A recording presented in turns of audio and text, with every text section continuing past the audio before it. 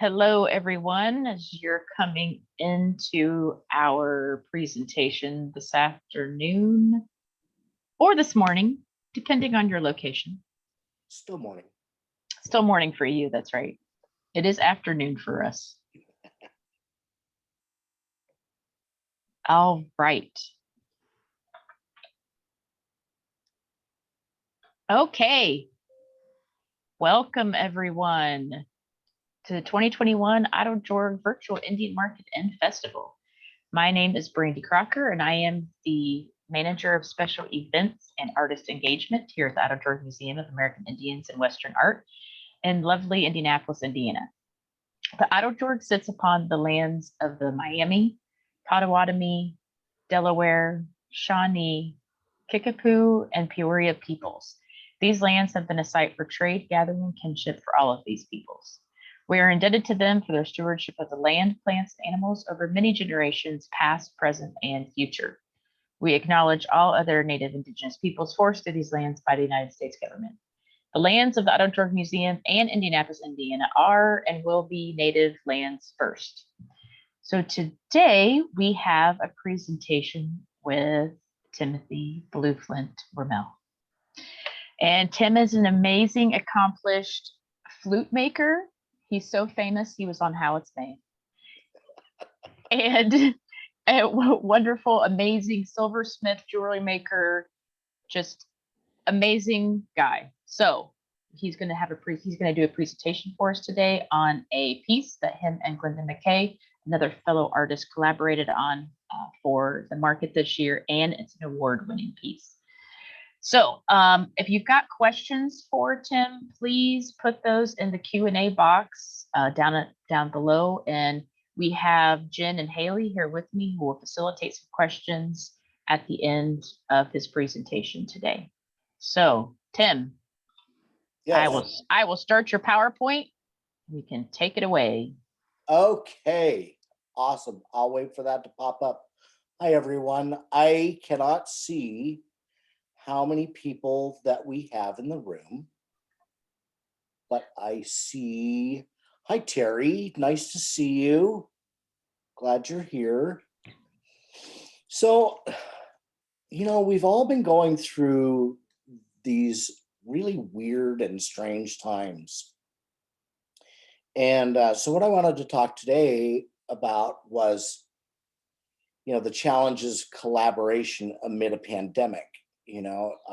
Ideally, what would be the best thing in the world during a collaboration is to actually be able to spend time face to face, and in each other's studios, and the free exchange and everything that goes back and forth.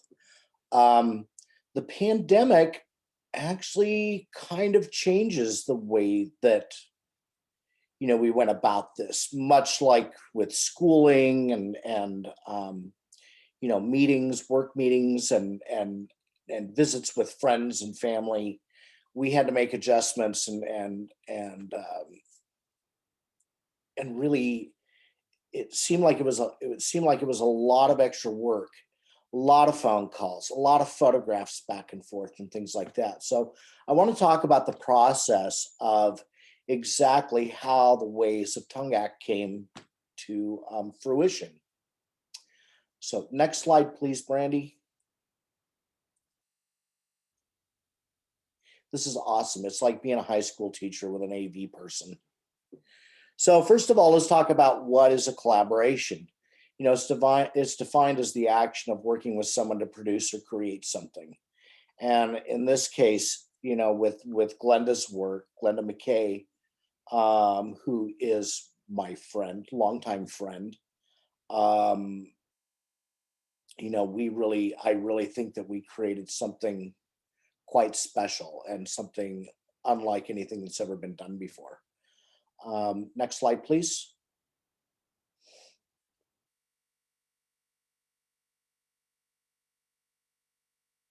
So again, now we have to define, if we're going to define collaboration, now we have to define pandemic. and that's defined as an event or disease occurring over a wide geographical area and typically affecting a significant portion of the population. Well, we kind of meet that, right? I mean, with everything that's been going on. And thankfully, we were able to make it through this. Things are starting to open up again. But while these two pieces were created, of course, everything was completely on lockdown. So next slide, please. So this is Glenda and myself.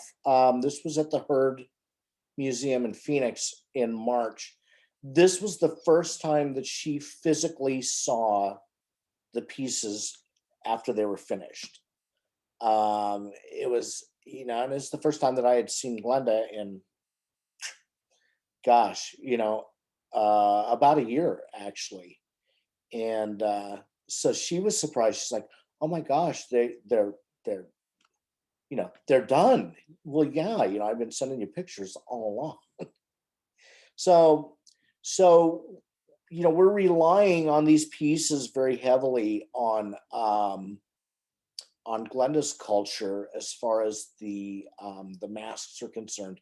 So she is Ingalik Athabascan, and specifically from the Cook Island Inlet. Next slide, please. So the collaboration process. The process itself doesn't really change, I think. The interesting thing about this is that this was my first collaboration, and it was Glenda's first collaboration. And this is something that we had talked about in many different forms over several years. We should collaborate. Well, what do you want to do? Well, I don't know. We talked about all kinds of different things, and it's basically like sitting in a room and spitballing. So this whole process started well before the pandemic. There's a number of things that need to be in place, I think, to create an effective collaboration. First of all, there has to be a friendship. There has to be a friendship, and there has to be mutual respect between the artists that collaborate. There has to be trust. I trust Glenda's work. I'm honored that Glenda trusts mine, because this project was something that was beyond really anything that either one of us had done before. So we have to have honest communication too. You have to say, that doesn't fit the narrative. That doesn't fit my culture. That just isn't going to work. Or I don't like it. And I don't like it is valid. So we spent so much time on the phone and just talking and, FaceTiming and just really throwing out just ideas. It's like, cooking spaghetti, pasta, you throw it against the wall and see if it sticks. Well, in this scenario, we were talking about ideas and just throw them against the wall. And if it's stuck, make a note, and there's a lot of notes and things like that. But there was also always the trust, the respect, the honest communication. So the first thing that we wanted to do was we wanted to identify a story that needed to be told, a memory that needed to be brought to the forefront of our thoughts. Glenn and I feel very similar in the fact that part of what we do as Native American artists, part of our responsibility is to share culture and stories, and so we have an opportunity to tell a story within our art. And so that's the first thing that we did, was we identified the story. And then, of course, we had a free exchange of ideas and techniques and materials. And quite frankly, I mean, I've always loved Glenda's work. But I have to admit that through this process, I gained a complete new understanding of her work and her processes. And as a result, I mean, I've gained an increased love and respect of both her and her work. She is incredible. When we talk about the materials, well, I mean, honestly, silver's pretty easy to get. You just have to pay for it. But where do you get fossilized walrus tusk? You can't just go down to Michael's, or Hobby Lobby and buy a tusk. Um, so, you know, like all artists, me with my wood and Glenda with the materials that she uses, what she doesn't harvest herself, um, she has made contacts over the years through the art world to be able to get the best of the best of the best of these rare materials. So we had to talk about that and, make a list. And then we had to gather the materials. And then what we had to do was we had to visualize the story and plan the execution.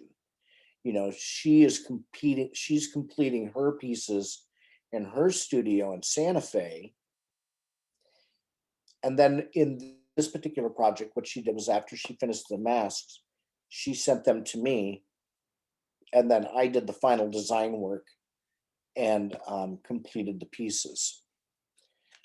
So throughout all of this, what we're trying to do is we're trying to create a common vision. We're it's multiple sets of eyes. So we've got this idea, but now what we've got to do through phone calls, through text, through emails, and this, that, and the other, we've got to create a common vision of how this story is going to be told. So then after we do that, then we have to determine a plan of action. What is it going to take to actually bring this project to fruition? Next slide, please.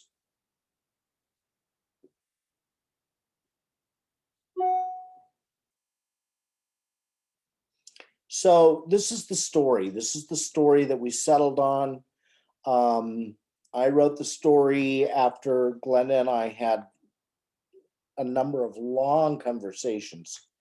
So Tungak for Glenda's people, he is the keeper of the game, right? So he is the one that that triggers the migrations and sometimes hibernations. Basically, the keeper of the game is the controller of the animals. And so in her tribe, then the hunters then would pray to Tungak to bring the game to them so that they could provide. And so so basically this is the story. A hunter dances the mask of Tungak, keeper of the game. So in her ways, there was a specific hunter mask, and that's the mask that's actually in the cuff. And then Tungak had a separate mask, and these masks then socially and religiously would be danced, right? And they would create this prayer or asking for help from Tungak to provide animals to provide for their traditional way of life, whether it be food, clothing, shelter. Everything revolved around the game. So you can see why Tungak then would be such an important figure religiously, culturally, and really in every every aspect of the life of people in the Cook Island Inlet. So 100 dances the master Tungak, keeper of the game. In the ancient ways, he prays for the knowledge of the animals that will come to him to provide food, shelter, and clothing to sustain his family, his people, and their traditional way of life. Next slide, please. So this is my interpretation of the design process. It's a lot of sketches, and then I would send photographs to Glenda, and she would go, "I don't like it." So I would crumple it up, throw it on the floor, start all over again. So next slide, please. Okay, so we're going to start talking about the bolo tie. How did that come to pass? The materials in the bolo tie: fossilized walrus ivory. Why fossilized? Why not fresh ivory? Because that is perfectly fine. What's interesting about the fossilized ivory, and as we move into the photographs of the piece as it's in process, you will see that the fossilized walrus ivory is highly silicized.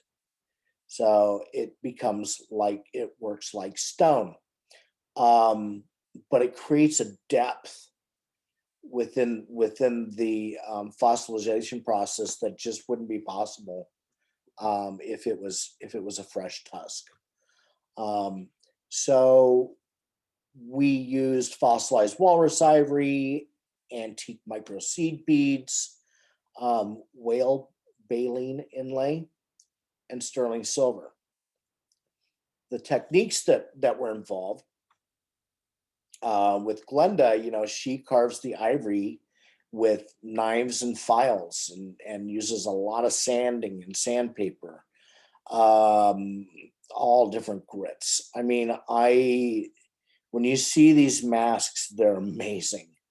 And I did not polish them one bit. I utilized them exactly the way that Glenda sent them to me. With the sterling silver, we're talking about different overlays. It's stamped, carved, chiseled, textured, patinated, and formed. And then we have the bolo tips that are handmade, stamped, overlaid, patented, and formed. And the important thing, and I apologize, I didn't get good photographs of the tips as I was making them. There's overlay that's stamped, and a lot of math, and I don't know, I used all the old math. I don't know if that matters, whether it's new math, Common Core, whatever. I used all the old math because that's all I know. But it had to be absolutely precise, because the stamped pattern that's on the overlay of the tips, it is continuous and goes all around with no break. So it looks like a continuous pattern. So this is the sketch that we finally agreed upon. And you can see that, the bezel for around the mask, it's very thick bezel. It's 1.25 millimeters, which is about 16 gauge, pretty heavy.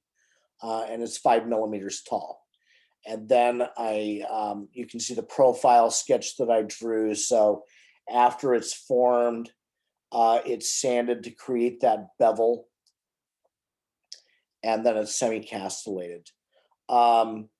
There's 2 layers to this bolo, to the main portion of this bolo. There's the top layer, which when the mask is finally set, it's set into that first layer, but only after it's overlaid to the second layer. So the first layer was, both layers were actually 16 gauge sterling silver. So the thing that for me, I find that, when I sketch out a piece, I try to keep it, for me, when it's just me working on a project, it can start as it can be just a line drawing just to remind me of a profile or a shape or something like that. In this case, a little more detailed. And yet one of the conversations that I kept having with Glenda was, you know, we've got to trust this to evolve. If things are going to change a little bit, if the form is going to change a little bit, that's okay. But what we need at least a solid game plan.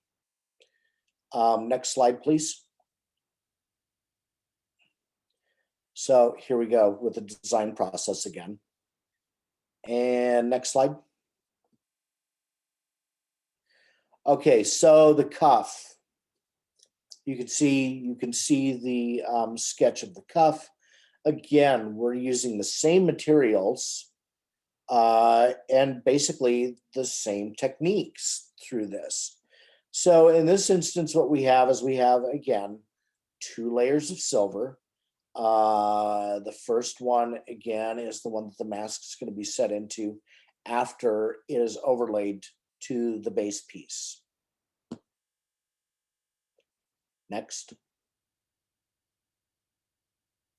So the center photograph here gives you a really good view of the fossilized walrus tusk, and you can see the siliconization that's in there, and that's that white portion in the middle. It's all highly silicized, which adds depth, and it gives a variation of the color, which I really, really loved. The photograph on the left, these are fossilized walrus tusks in the raw. So you can see Glenda's very fancy cutting tool there. Fossilized, even though it's fossilized, the ivory still works a little bit differently than stone. And so, you try to keep it away from water and things like that. I learned a lot about ivory through this, as a matter of fact, things that I didn't know about from Glenda. Excuse me one second. Whew, almost sneezed. So you can see the different colorizations of the walrus tusks, and you think walrus tusks are just going to be white, right? Because that's what you see on the BBC. But because they're fossilized, the colors in the tusk are based on the environment within which they were fossilized over millions of years. Different minerals and things that are in the soil or the sand or the cut banks or whatever, wherever these have lain for millions of years to become fossilized. So they can be a variation of colors. They can be it can be black, it can be white, it can be, in this case, kind of a creamy white and tan. And so, we looked at a lot of different material that Glenda had on hand, and this was the color that we decided on in this. So these masks are actually from the same tusk. So you can see once the cross section is cut, once it becomes a slice, then you figure out, well, okay, what size is it going to be, and then you create a preform, and that's what we have on the right. Next slide, please. And I don't know if Glenda's here, but if she is, she should correct me if I'm wrong on whatever I say, because it's quite possible that I could be. So she's here, Tim. Oh, she raised her hand. Yay! Hi, Glenda. Okay, so here speaking of Glenda's hands, we have 3 different shots of Glenda's hands here. She is carving the masks. These are the particular masks that we used in this project. She is under good lighting. Good lighting is essential. It's funny how how essential good lighting is, because the way that these different materials will throw reflections and make you think that you're seeing something that you're really not. She's also using magnifiers. And so you can see how this mask is progressing. She's a master. You're a master, Glenda. Next slide, please. Okay, so now in the center photograph here, you can see the ivory mask, one of the ivory masks after it was done. And this is the hunter mask, I believe, right, Glenda? I don't know, I had a whole lot. I had to go through a whole bunch of photographs. So when it comes to the silver work, Glenda's not a jeweler, she'll tell you that. And so the first thing that I had to do when we decided to do this was I had to reach out to Glenda, and I had to have her a Hallmark stamp made.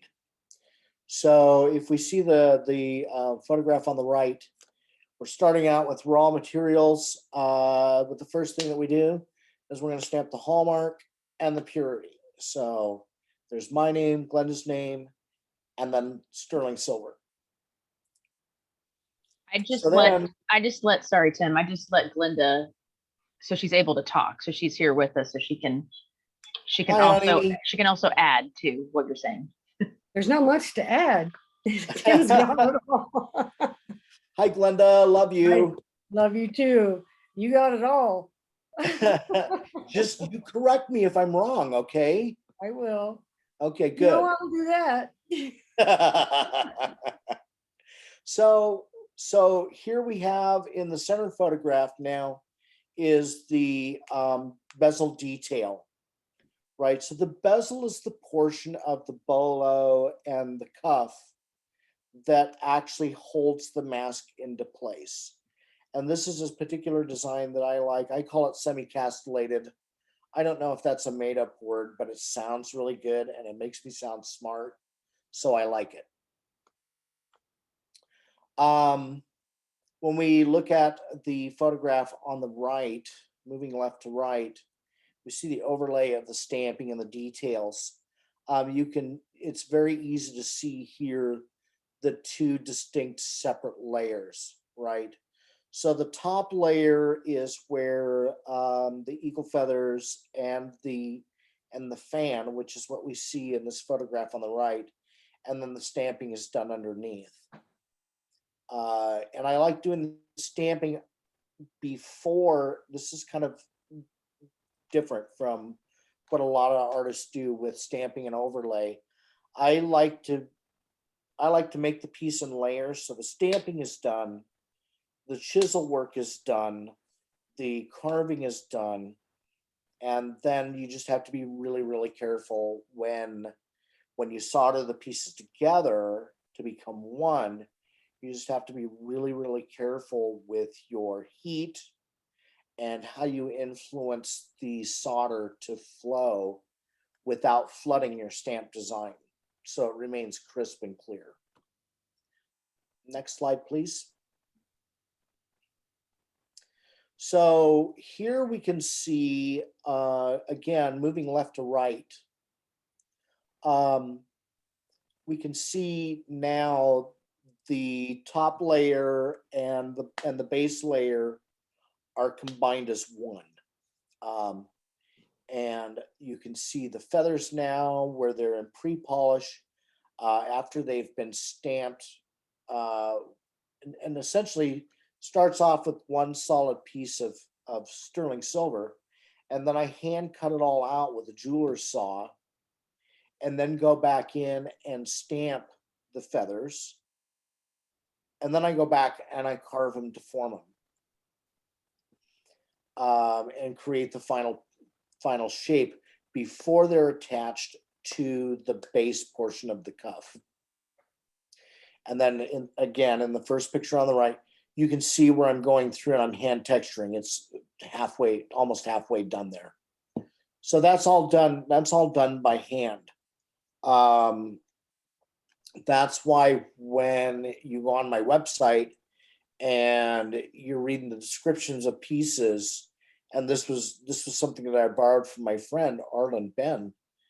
Um, I actually indicate that the piece is fabricated, not cast, because when you cast in tufa, this is a very similar type of texture that you're going to get. If we go to the second photograph, and the reason why I didn't cast this piece. Up, back one, please. There we go. If you look at the center photograph here, you can see where I've done the stamp work and then gone in and hand applied texture. And that's all about how light reflects on the piece, how it controls your eye to move through the piece. So like if we compare this to building a website or reading a newspaper, okay, we know that our eyes visually will focus in the top left corner, and then as it moves through a book or a website or anything, our natural tendency is to move from the upper left to the lower right. Well, that may not be the way that I want the piece to be experienced, and Glenda and I talked about this a lot.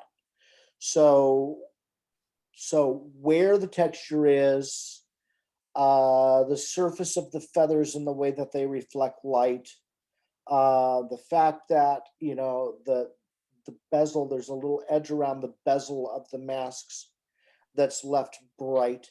It's all about trying to influence the way that the ultimate person would see and view the piece. And that's all part of the design process. So the last picture here on the right, you can see after the bracelet is formed, you can see the overlay with the feathers and the detail of the texture of the texture. Next slide, please. So now the bolo. A lot of the process is going to be very, very similar. So you can see, I like to use when I'm laying out something that's intricate, a lot of stamp work and things like that. I like to use this blue stuff that's on this first photograph in the left. And this was a trick that I learned from my very good friend and mentor, Chris Pruitt. This is machinist fluid. Machinist fluid is it's basically it's what they call a layout fluid. So I rough up the silver, scratch it up a little bit, and then I paint this stuff on, and it's blue. What it allows me to see my design that then I scratch into it without scratching so deep into the silver. It makes it much easier to clean up, and it creates a high definition difference. Helps me to see it a little bit better. So this is how the top portion actually starts out. You can see that it's cut out.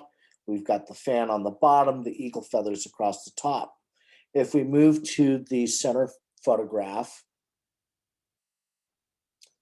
you can see the feathers starting to come to life there.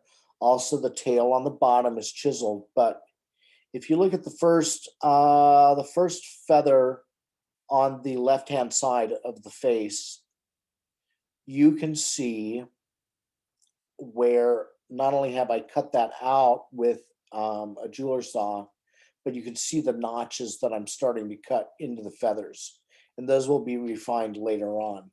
The stamp work is all done. You can see how that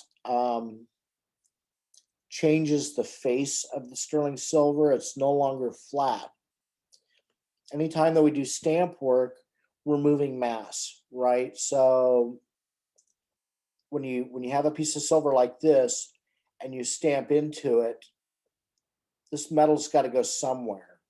So typically what it does is it goes down, out, and up. So you can kind of see the wrinkles across the top of the feathers. And it's just sand work. It's sanding it to make it clean and crisp. And that's what I'm doing in the last photograph there. Next page, please. So here we have the detail of the bolo, while it's still actually two pieces. And this gives you a sense of how everything is built in layers and pieces and then matched up. You can see that the details on the feathers are done, but the cutout is not done. And that's because the thickness of the feathers has to match the overall thickness of the piece. Otherwise, you've got like an unsightly ledge on the back, right? Same with the tail. So this is just a mock-up of getting it ready to combine the two pieces together through soldering, sweat soldering. And then I laid the mask in there just to kind of give you an idea of what's going on. So these pieces were so massive as far as bulk of silver that I actually needed to use two torches simultaneously, one on the top and one on the bottom, to create enough heat and keep it consistent enough. Because when you solder silver, the whole piece needs to be raised at a consistent temperature to the point where the solder melts and flows. So there's a lot of mass here, and we lose a lot of the mass after we cut it away, but it needs to be soldered before the final shaping can be done. And all of the solder work is done, of course, without the masks in the bezels. So moving forward from the first photograph on the left, what's done is the two plates, the top plate and the base plate, are soldered together. There's no bezel involved yet. Then what I'm going to do is I'm going to go in and I'm going to do the final shaping and sawing of the outside and filing and sanding. Then what I'm going to do is I'm going to form it, right? So I'm going to put a little bit of a dome to it to add some dimension all the way around. And then I have to take this flat bezel and I have to shape the bottom of it to the exact curvature of the formed back plates, joined back plates, so that it sits flush. Okay, because when you solder doesn't fill gaps, so you have to have a clean seam. Everything has to be perfectly flat. And then you can see in the center, I've pre-polished it, and this is after I've added the handmade bolo cord rings, which are also sterling silver.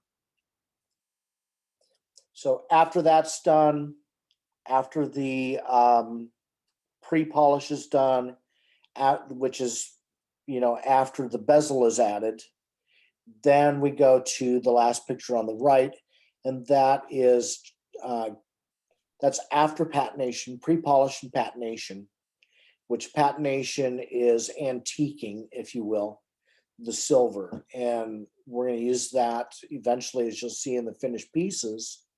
Again, that's part of the design process.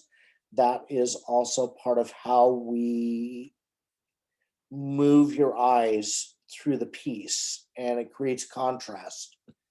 It creates contrast, and it can also create continuity depending on how it's used. So back to the masks. Glenda, do you want to tell them how you inlaid the baleen? Can you hear me? Yeah, I can hear you great. Okay.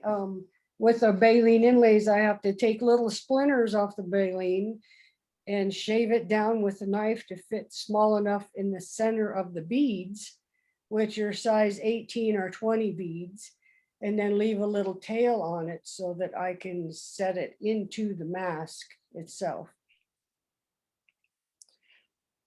So I think everybody knows what baleen is. What baleen is basically from the mouth of a whale. It's like the strand. It has strands that come off, and that's what they use to strain their food sources. You know, krill and things like that.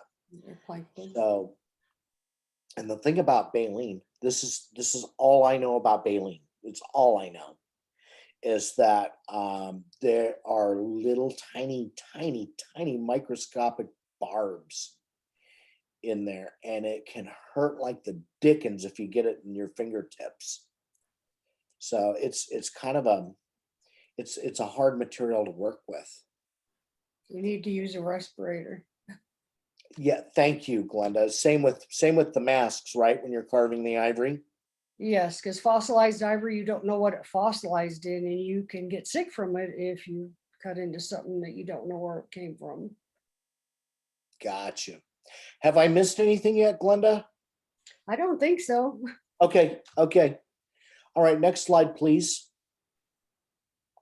So here we have the pieces as they are completed.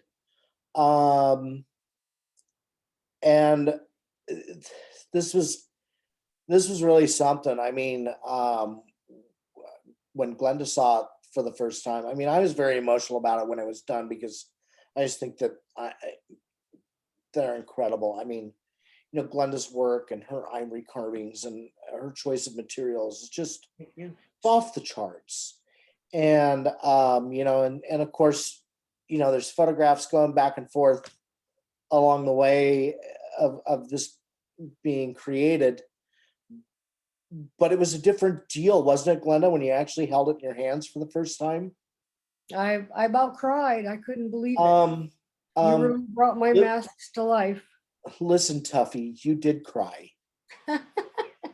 There was one little crocodile tear. But so these are the pieces, you know, and couple, you know, so the fossilized ivory mask of the hunter is placed in the cuff, right?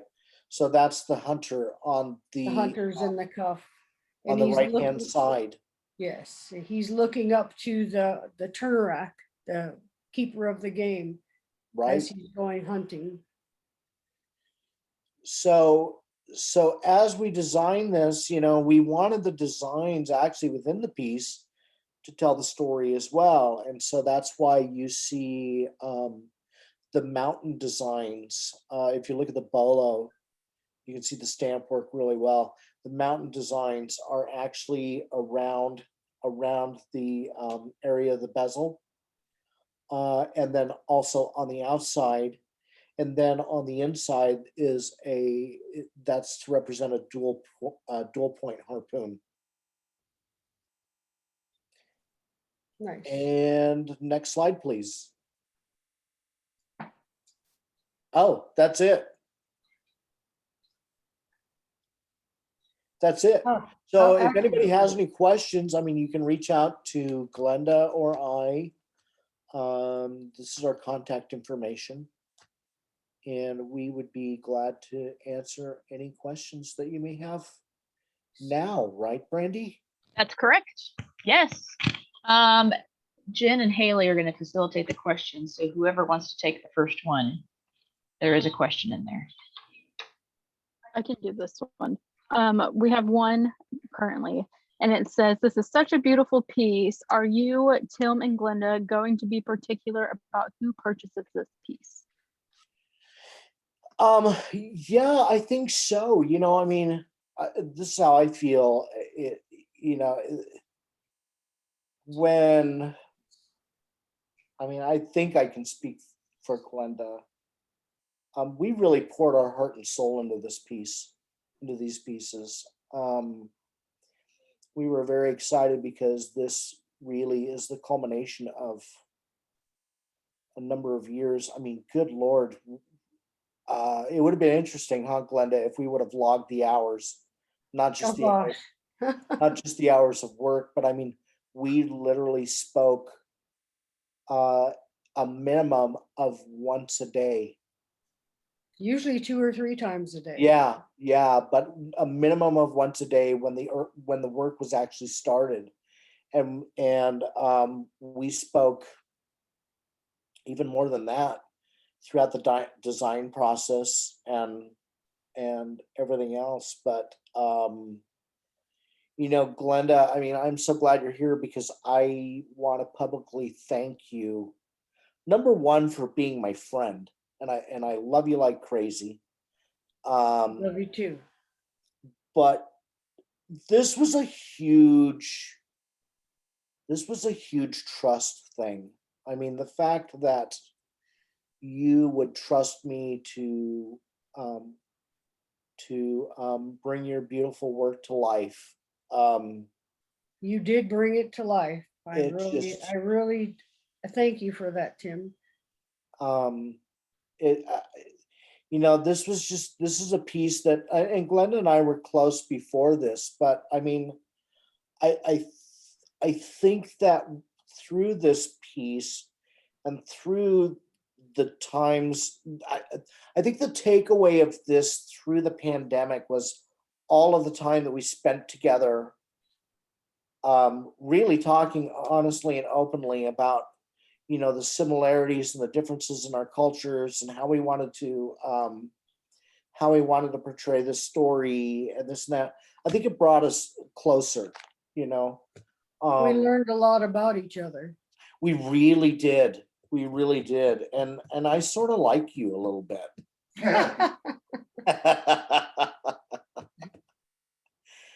But so anyway,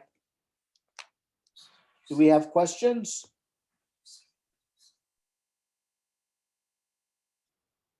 Yes, hold on 1 second. Okay. We have somebody who raised a hand. I'm gonna take that off of share. Okay, I'm gonna allow them to ask a question. So go ahead, Everett. If you can unmute you should be able to unmute yourself now and you can ask. Hi, Everett. Hey, how are you guys? Great. How are you? Good to see you. Always good to be seen. Just a question for both of you. Discounting all the conversations going back months before the pandemic and during this whole process as you were having your many conversations and texts and emails back and forth. But just Glenda, how long did it take you to physically make those masks? And Tim, for you, once you got these masks from Glenda, what amount of time did it take you to create this, I think, a masterpiece in silver?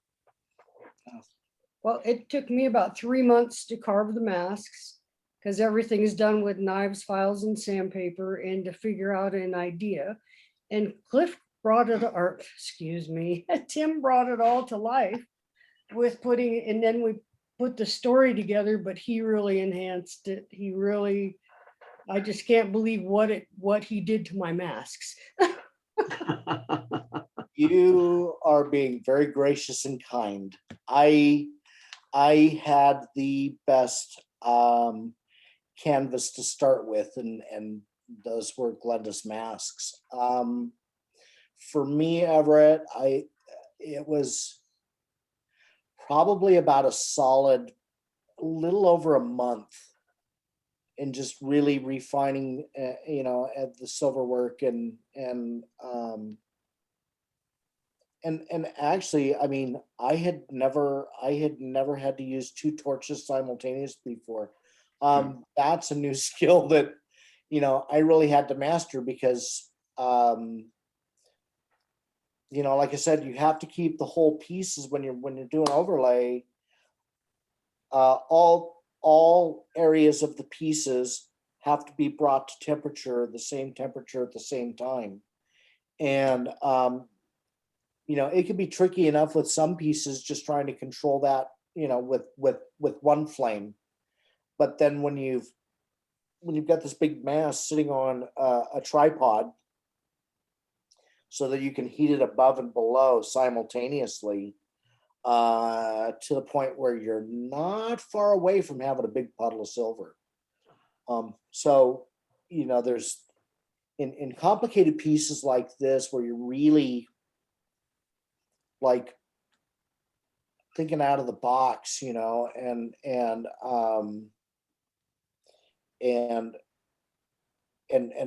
pushing your skills, maybe even sometimes beyond your current skill set.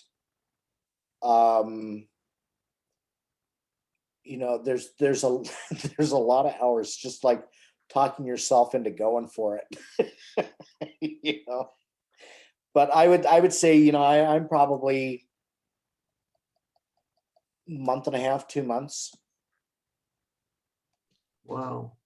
Wow. Well, that's really just, it's such an artistic achievement for both of you. And this, I Thank just you. hope this collaboration goes on, because I think you've both got something really, really impressive to bring forth. So congratulations to both of you. Thank you very much. Thank you, Everett. Thank you. I think we're gonna do another one someday, aren't we, Glenda? Of course, of course. We just keep making these museum pieces. We got to keep putting them out there. That's right. That's right.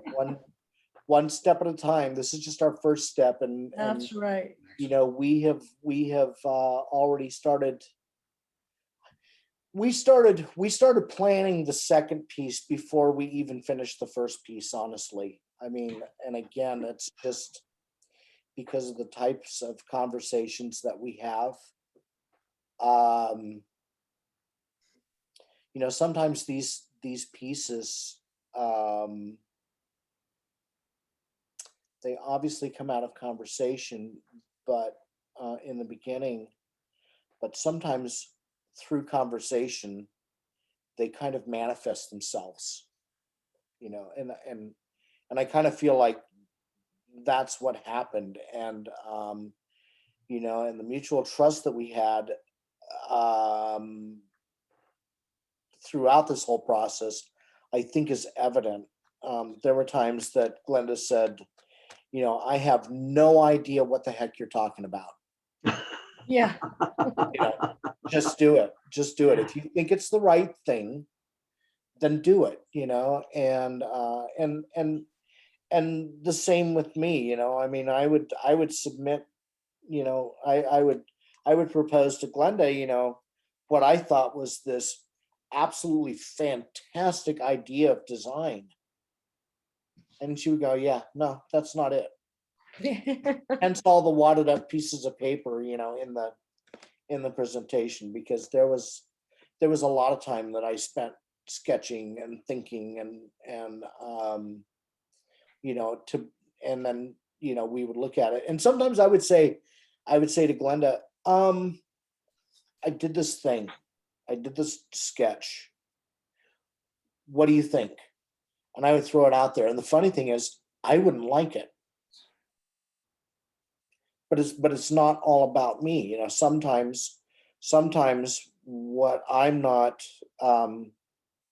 what I don't like could be the exact right thing. And so I brought everything to Glenda, and I think that she did to me too. And I think that it was that honest communication, sharing back and forth, that really made these pieces so spectacular. Yeah, that's why there's kind of two stories with the piece, your side and mine. But we both had to work on it so well. We didn't want to cross cultures either. Yeah, we had lots of conversations about that, and like I said earlier, you know, I think we learned a a lot about each other and a lot about each other's culture. And I think that as a result of that, I think that as much as we respected each other before, I think that we gained a new understanding about each other. And I think that, Brought us closer. oh yeah, and I think that's going to be evident. I think that's going to be evident in the pieces that we do together moving forward. So we do have a few more minutes, and there is another question. Jen would like to take that one. Yeah, so it's from an anonymous attendee, but it does say, what did you learn about the creative process from this piece and collaboration? Wow. Again, it's the first collaboration that I've done. It's the first collaboration that Glenda has done. I think we discovered that we like it. We liked the process. It was actually kind of cool to have somebody that and trust to bounce ideas, and it was very cool that we both checked our egos at the door. It was very truthful and very honest, and it was a very interesting and growing process. I think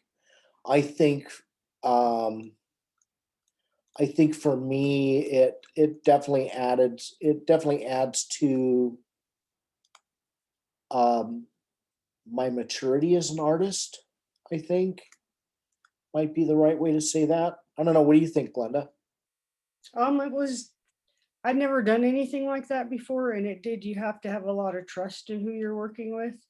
And we grew a lot closer together. We were always friends, but I think we're more friends now, and we're so much closer. And in the beginning, I was a little bit hesitant about, I don't want to tell him that's wrong. I don't want to hurt his feelings. And Cliff says, you have to tell him. And we were able to work through it, Yeah, I think, that was one of the biggest challenges in the beginning. That was one of the biggest hurdles to get over was,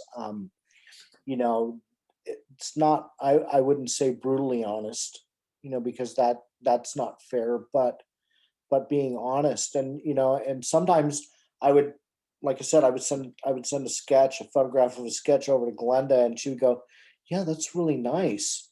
And I go, really? You like it? She's like, yeah, I kind of like it. And then I go, I hate it. I don't like it, but there may be something there that you see that I don't, and I think that being able to be honest like that and trust each other, I think that at least for me, it really was an interesting growing experience. It really very was. much so, yes. Yeah. But it was hard in the beginning, wasn't it, Glenda? Oh, boy. I mean, we kind of thought we had it all figured out, right? I mean, I think the hardest part, the scariest part was having to mail it during the pandemic, wondering if you were going to get it or not. Yeah, no kidding. But yeah, it was interesting, and but yeah, I can remember saying, you like it? Because I hate it. I was hoping you'd see something there that I didn't see. and that's kind of how we went about everything. It was actually very cool. Well, that's wonderful. Thank you, Glenda, for being on here too, so we can hear from you. That's awesome. So Thanks for picking up the slack, Glenda. I'm sorry, I was in the middle of working, and it was like, oh my gosh, I can run in here and get on the computer. No worries. It was great to have the conversation and to have your thoughts and input on it too. So this is an award-winning piece. They won the division for jewelry division this year, and then also the Helen Cox Kirsting Award, which is kind of an innovation award. So that is wonderful. So thank you again, Tim, Glenda, both of you for sharing and for giving us your insight on this collaboration and what it means to do this during a pandemic. It's Thank you. been crazy. If everyone attending too, thank you so much for everyone who attended today. If you're interested and you have enjoyed your virtual performances and presentations so far, there's another one this evening at 6 o'clock with Joanne Shenandoah. So please come back for this evening's performance. We also have 2 more left tomorrow in the whole 2 weeks of all of our virtual performances and demonstrations. Tomorrow is the Ziki Culture and Dance Company at 2 o'clock Eastern Time. And then at 6 o'clock Eastern Time tomorrow evening is Randy Kent, who will be doing storytelling again, which that was awesome before too. So thank you all again. Wait. Don't forget to vote for People's Choice. Oh my gosh. That's right. That's right. Glenda, Tim, good call. Vote for People's Choice. You have until midnight on Sunday night. So please go and vote for People's Choice. And I'm sure Tim and Glenda would say vote for them. Yes, thank you. We would be very happy and very pleased. Very good. Thank everyone so much. Thank you. Have a great rest of your day. Tim, if you want to stay on for a second, then we'll let everybody else go. Yes, Thank you ma'am. very much. Thank you. Everybody. Thank you.